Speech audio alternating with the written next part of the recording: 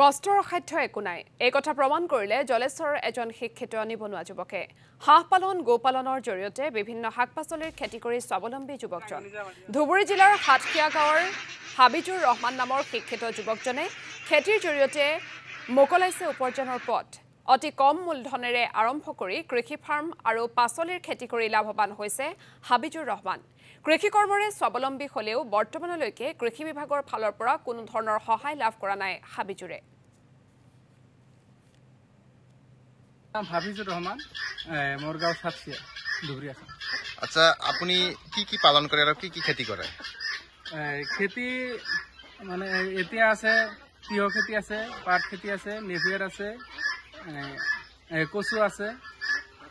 আৰু মানে সিজনৰ চেঞ্জ হ'ব আৰু বহুত কেইটা বাঢ়িব মানে কবি ছবিবিলাক বিক্ৰী কৰিছো এতিয়া নাই আপুনি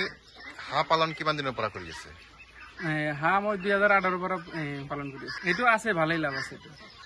বৰ্তমান 300 আছে মানে অহাকালিৰ পৰা বিক্ৰী আৰম্ভ কৰিম মানে এইটো মাংসৰ কাৰণে কৰিছো গৰু পালন কৰি কিমানটা কি আছে আপোনাৰ মোৰ ঘৰত এতিয়া সৰু ডাঙৰ 9টা আছে